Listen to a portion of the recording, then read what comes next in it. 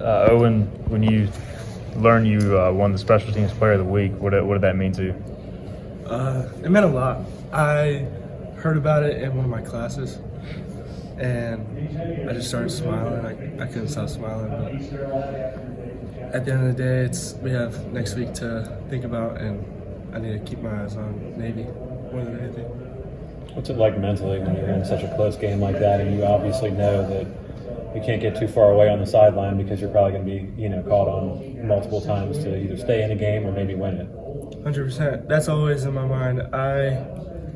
I'm always in the net on the side of the field that we have to kick to, so I'm always ready. I'm never too far away. I make sure I'm just staying in my fundamentals for those moments and keeping my mind screwed on tight.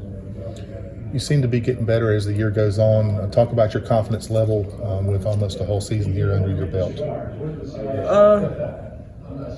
Nothing's really changed from the beginning. I still go into every game with the same killer instinct, but I mean, I'm human, so mistakes happen. But every game I go into it thinking the same thing. I think there's a possibility that I'm gonna have to win the game. I expect that, so I'm always ready for any circumstance and every kick.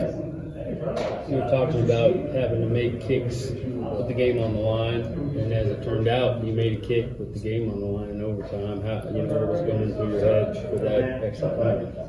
It was basically the same as every other one.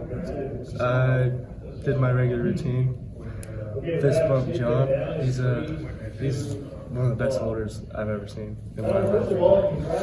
He always helps. Nothing really different. I just thought I had to make it.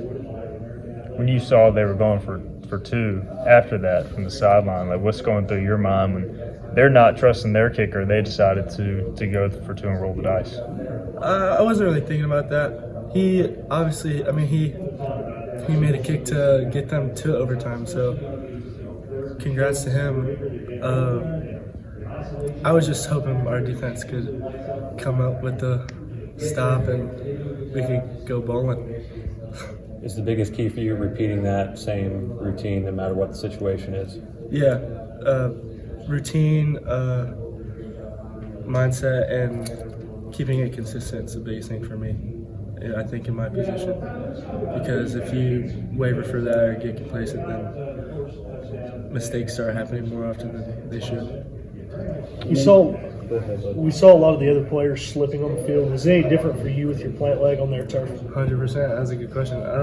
My first three kicks, I slipped it all three times, and luckily I didn't fall because that would have been kind of embarrassing. But yeah, I felt slipped the first three kicks, so that's funny. What makes their turf so different?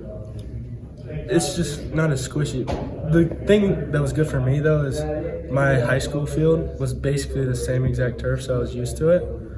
But it's been 2 years since I kicked on it, so I definitely did. I slipped a couple times, but it ended up working out pretty well. Owen, talk about, you mentioned John Young earlier. I mean, he's one of the best punters in the conference. Just your relationship with him and how he's helped you this year in your first year at ECU. He's always there for me to talk about form. He's a big form-focused guy.